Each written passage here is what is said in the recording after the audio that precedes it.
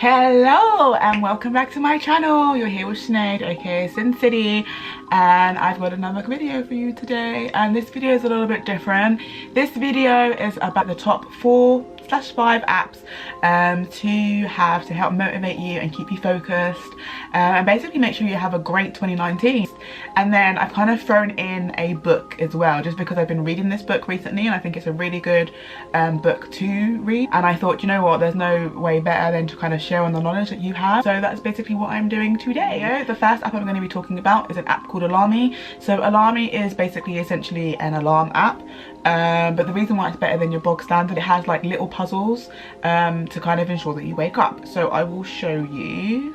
And basically you can set an alarm, and then in setting the alarm, come up on the screen where you can select if you basically want it to be a bog standard alarm, or if you would like it to be a mission alarm. So you can basically set yourself different missions, so it can either be taking a picture, shaking the phone to stop the alarm from sounding, doing maths problems, or basically scanning a barcode and QR code. So I've basically been using this app since the beginning of the year, and I thought, you know what, let me use it first, see how it goes and see how I like it, see if it improves my life before I share it with everybody. And I essentially kind of use the maths problems.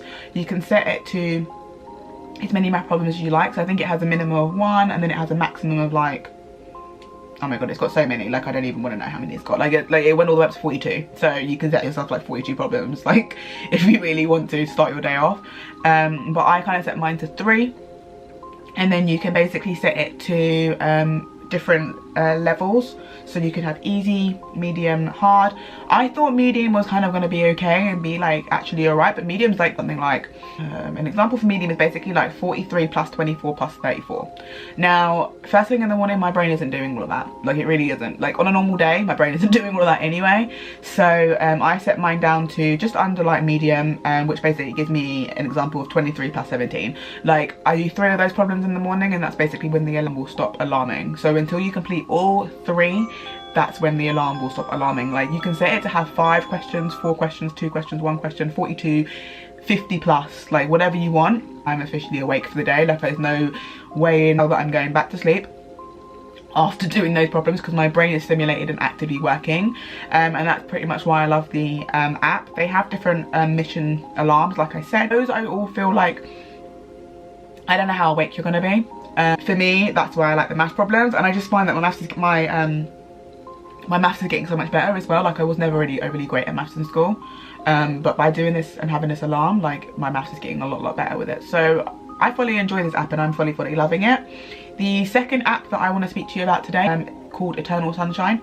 So Eternal Sunshine is based on mantras, personal talks, meditation exercises, morning mindfulness, and then they have books that they sell on there and stuff like that. And then basically it will just notify you every day.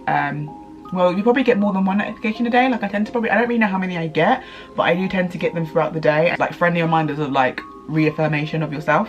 So I have a few screenshots of them, and the last one that it sent me, which was literally sent me an hour ago: never too old to start something new, you're never too young to start doing something that you love, all your limits are self-created. We've been taking quite a lot of screenshots of the messages that I get come through, and the quotes and things, and I've had quite a few people comment on them and ask where they've come from, so that is basically where I get all that from. It's called Eternal Sunshine. The next app that I'm going to be talking about is called HITLIST.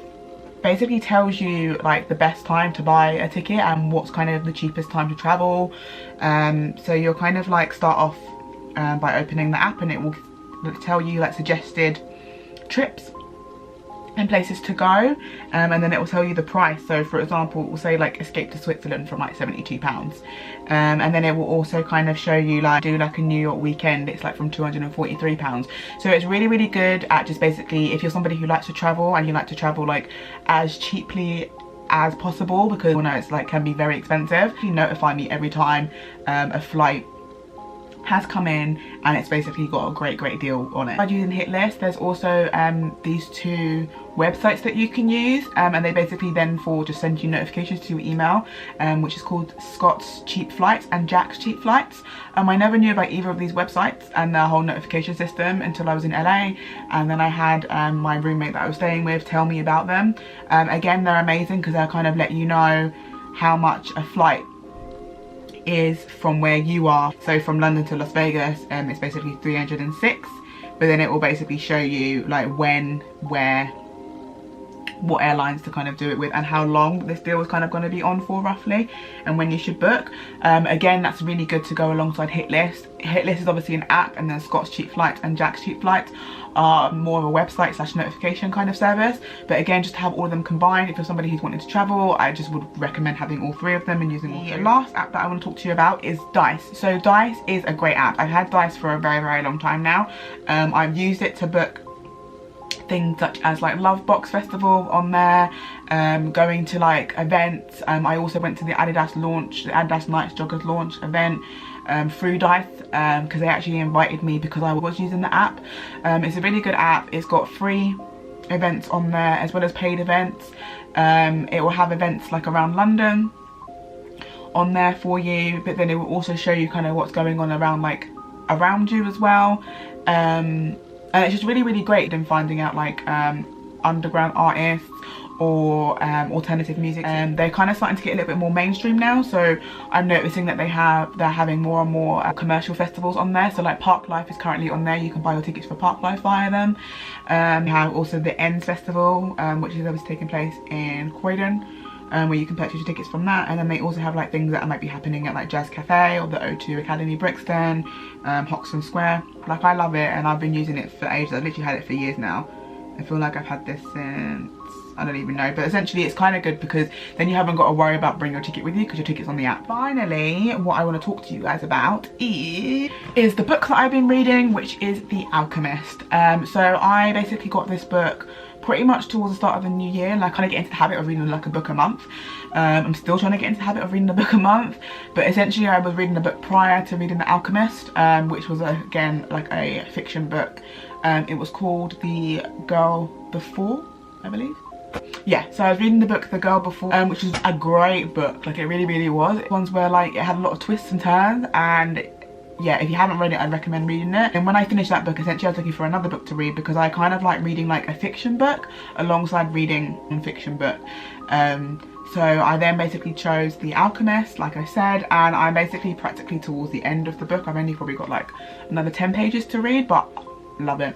Feel like this book I was supposed to read at this time in my life. When I was in the bookstore, I came across this, and I came across a few other books that I wanted to purchase at the time, but I settled on The Alchemist, and I feel like The Alchemist is a great book. It's literally a book of where dreams are supposed to be followed, life is meant to be lived, some books are meant to be read, loved and passed on. The Alchemist is one of those books. That is literally true. Like, I cannot lie. Like, if you haven't read The Alchemist, I would recommend reading it. It is a very good book. And it probably will help you figure out some things in your own life, because it very much is a reflection of that. And yeah, like, it is a really, really good book. So if you haven't read it, I would recommend reading it. So I hope you enjoyed this video. Please give it a thumbs up. Also subscribe, click the link below, and also let me know how you felt if you have read the book, or about any of the apps that I've listed and spoken about. Like, if you feel like any of the apps have like been helpful for you, you already have them, want to start using them, let me know, because I'd be really interested to know like if this video has been helpful to anybody. So it's goodbye from me, it's goodbye from my cat Tinkerbell, who's just sitting here like in the background chilling. And yeah, like, I look forward to seeing you in the next video. Bye.